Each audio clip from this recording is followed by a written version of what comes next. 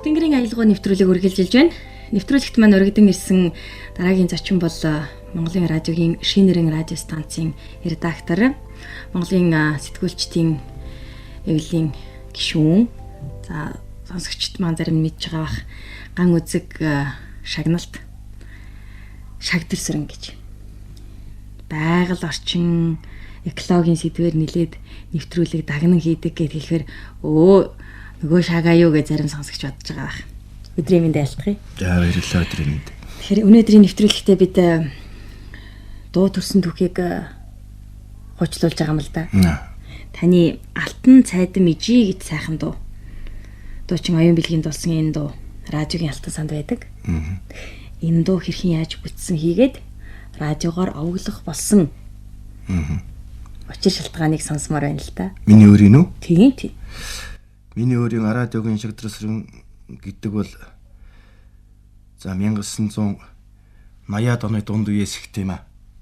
Яг радиогийн үндсэн ажилтан болоод эндээс цалин авсан нь бол хожим 1990 оны 10 сарын 1-ээс орсон. Миний анхны бие дааж хийсэн нэвтрүүлэг бол би их бэлэг шийдгийм. Анхны томилт аваад энэ Төв аймгийн Алтан булаг сум нэгдэлтэй эсхий хийж байсан. Тэгээд тэрийг сурвалжлах. Буцах замд тамганы найр тааралдах. За. Тэгээд одоо малчин нэвтрүүлгийн хоёр сайхан дугаартай нэг нь нэгдлийн цагаан эсхий гэж. Ийм сайхан бэлэг дэмбэрэлтэй нэвтрүүлэг анхлан хийж дотроо бол би Монгол радио намайг цагаан эсхий дэвсэж хүлээж авлаа гэж. Ингэж их баярлаж явдаг юм.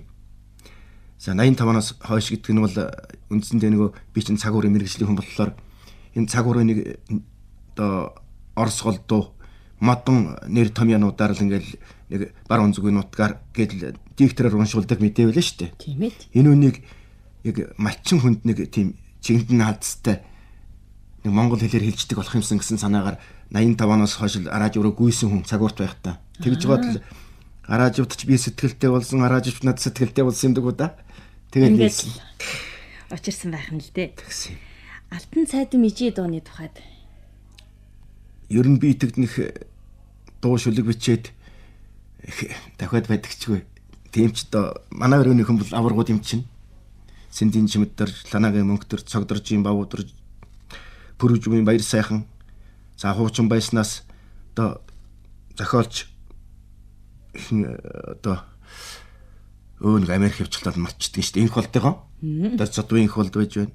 Одоо нь яруу наригч бидний баяр сайхан байж байна. Манай Шинэрэнгээр ороод гарсан болгон мундаг том зохиолч яруу наригчд байдаг. Одоо ч үлдсэн энэ хэдэн томчул энэ хэдий чин донд болохоор нөгөө алтны дэрэгдэхгүй шарална гэдэг нь бас дотроо чэйжин дотроо юм бичижил суулгүй яах. Тийм ээ. Алтан цайдан мижийн тухайд бол энэ хөгжмийн зохиолч Эндрэгой надад өөрөө санал болгосон юм.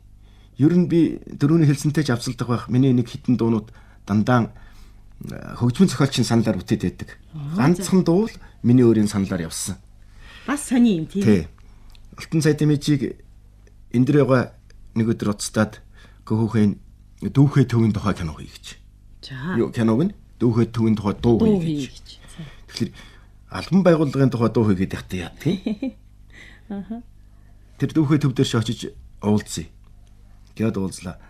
Тэр дүүхээ төвийн захирал Балдорж гэдэг хүн бол энэ Алтан цайдан мижи гэдэг газар төрсөн юм. Би тэр нутгийг их сайн мэддэг. Архангай аймгийн нутаг. Тэр дүүхээ уул гэж байдаг. Тэрний бэлд Алтан цайдан мижи нуур байдаг. Тэгээ би тэнд нь очиж уулзаад дүүхээ төвийн захиралтай нь уулзаад энэ багштай уулзаад хэрвээ би танай худалдааны байгууллагын тухай юм уу эсвэл захирал Балдоржийн тухай хийх юм бол би яагаад чадахгүй. Харин би тэр Балдоржийн төрсөн нутгийн тухай бол би харин угаасаа байгаль экологийн төлөө явдаг хүн. Би сэтгэл зүрхээрээ бичнэ гэж. Тэгээ бичсэн. Тэгээд оюун бэлэг сайхан дуулсан. Амбайн радиогоор явдаг. Би их баяртай байдаг. Сонсохно нэг л их зэрэглээдсэн тийм төрсөл буугаад идэх юм. Тэгээ ерөөсөн тэр нутаг нь өөрөө тийм. Тэгээд энэ дуулах гэж оюун бэлэг өөрөө тэр нутагт очсон.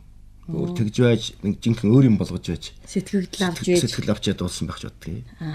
Тэгээ ингээд нутаг ус хангалтлагын тухай таны дуунууд дотор өгүүлэх юм л да. Түрүүн бас та хэлжсэн хөгжмийн зохиолчтой ай авчирж өгөө тэрэн дээр хөглөж шүлгээ бичдэгэ гэд. Тий. Ямар хөгжмийн зохиолчтой хамтарч байв та? За минийх чинь Эндрэ багштай 2 дуу бий. За Бямбаяртай 1 дуу бий. Дандаа байгаль. За Сангид орж гав ядтай 1 дуу бий. Сангид орж өөрөө надад цаадсан ширүүн дөрөн хүн. Чи дандаа уулгас гэж ашгарч явах юм. Тэр давс дуул чинь цаашаа Оросыг болчлоо. Ганц үлдээх дуутай болъё гэж тачгинж байна. Тэгээд давс дуулгад уутсан. За Эндрэ багш бас Бөөн цагаан нуурын тухай нэг сайхан дуу хоёлаа гэсэн. Бөөн цагаан нуурын тухай бол их сайхан дуу болсон. Одоо харин дэлгэрч чадахгүй л байх шиг байна. Бямбаяртай хамгийн сүүлчийн дуу маань Дорны ихмсэг тал гэж дуу хийсэн. Нэг өдөр бас Бямбаяр маань уцтаад Дорны дууны уралдаан болж байгаа маань шагааха нэг сайхан шүлэг өгөх гэсэн. Над бас нэвтрүүлгийн толгойд хийчмээр бас хуучин жаах юм байсан л да. Гэхдээ үзүүлдэ хүмүүс чи нэг өгөөт гэсэн чинь утсаар л хийж байгаа шүү дээ хоёлаа. Нөт чинь аялж байна. Би нэг 2-3 бат юмтай байсныгаа дагаад үзсэн чинь болох нэ жаахан засаад явал. Болох юм шиг нь би нэг жаал оролдож байгаа чамар уцтай гэсэн тэгэл оролдоод эхний бадган засаад өгсөн чинь болж яана шиг хаалгана. Тэгээд дөрөхөнө бүтсэн чинь нөгөөд чинь бүр юу гэж бодно төрүүлдэг байж тээ. Оо ямар сайхан юм бэ тийм ээ. Тэр их сайхан дуулсан. Одоо харин радиогийн алтан фондод дараах хүн өгч олон сайхан дуулуулж байгаа юм. Түүнээс гадна хөгжмийн зохиолч Чулуун хүүтэй Наадам дундаг мор гэж нэг дуу хийсэн. Бас их сайхан дуулсан. Одоо хойноос нь хөөцөлдөж эргэлтэнд оруулахдаа яхан хойрох юм л да бид нар чинь. Тиймэрхүү.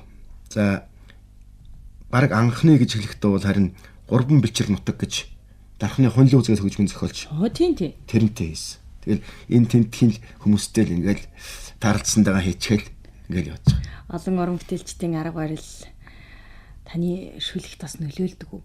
Эсвэл сэтгэгдлээсээ л хөглөж байгаа уул усныхаа тухай өгүүлж байгаа юм болохоор ялгаагүй юм болов? Би нэг төрөн хэлсэндээ би тэг нэг байнга шүлэг бичээд л би ийм одоо өнгөйстач гэдэг юм хэлбэр загвартай гэдэг нэг тэгээд байх нь надад байхгүй. Ерөөсөө миний өсөж өндийсэн орчин маань энэ байгаль дэлхий мал аж ахуй хөдөө аж ахуй хүмүүсийн энгийн сайхан ёс заншил энэ ариун онгон дагшин байгаль. Тэгэхээр хинтээч хийсэн би миний шүлэг өөрөө ямар байна вэ? Тэрүүгээрээ айн бас зөөлөн бүтдэг байх. Харин сангид оржвол намайг нөгөө хүн загнах дуртай юм чинь чи ингээд аль өний нэгэн засаадах гэж нилээ хэд хоёулаа тэгвэл тэр хорных наранд олон удаа зогссон бусд нь бол гайгүй болж гэн л гэдэг юм л. За ингээд яриад ивэл зөндөл олон зүйлийн талаар хурцлах байна. Нэвтрүүлэг маань хэмжээтэй хязгаартай болохоор одоо хоёулаа сонсогчдоо алтан цайдам ижи дууг сонсгох цаг үлдээ. Цаг зав гарган нэвтрүүлэгт оролцож алтан цайдам ижи дууныхаа төрсөн түүхийг хойжилсан уран бүтээлийн тухай яриад илгэсэн танд маш их баярлалаа. За баярлалаа та бүхэнд. Анхаарал хандуулан бидэнд хамт байсан сонсогч танд талархлаа илэрхийлж байна. Алтан цайдам ижи дуугаар бид Хөх тэнгэрийн аялгаа нэвтрүүлгийнхээ ээлж дугаарыг өндөрлөж байна. Нэвтрүүлгийн найруулагч Саран Гэрэл, хөтлөгч редактор Амар Зэя.